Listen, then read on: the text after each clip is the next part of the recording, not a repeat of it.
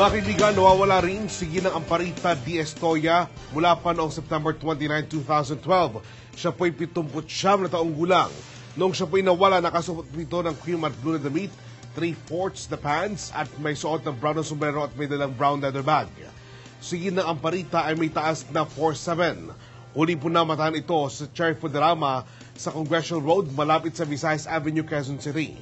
Kung inyo po siya napansin o nakita, ipagbigay alam lamang po sa numero inyo makikita sa ating screen.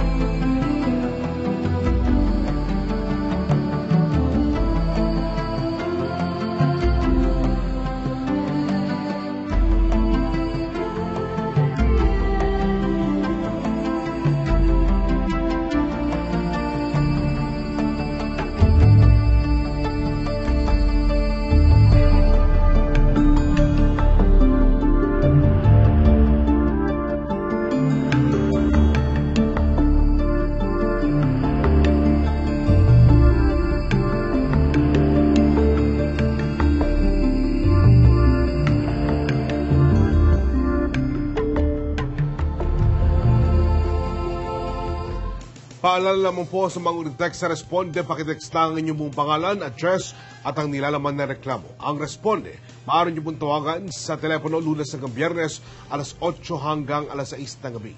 Narito naman ang mga numero at iba pang detalye maaari niyo tawagan.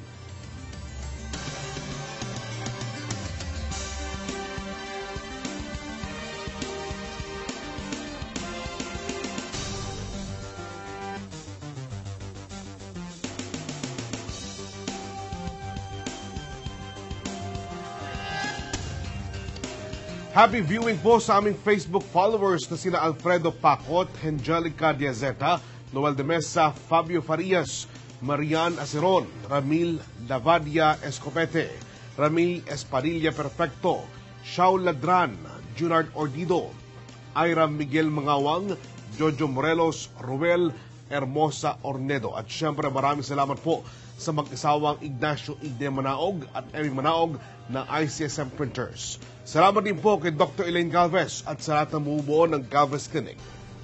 Ang Responde, makaparad nyo tuwing Lunes, Miyerkules at Biyernes, alas 5:30 ng hapon hanggang alas 6 ng gabi. Ang Responde, hati ng News and Current Affairs team ng Net25. Ang serbisyo publiko po hindi pinaghihintay. Yan ang aming maniwala, kaya kami narito upang maging madali ang tugon, aksyon. Ngayon, ito ang Responde. Magandang gabi, ako si Oling Miranda, na patuloy nagsabing walang mananagot kung walang magsusubok.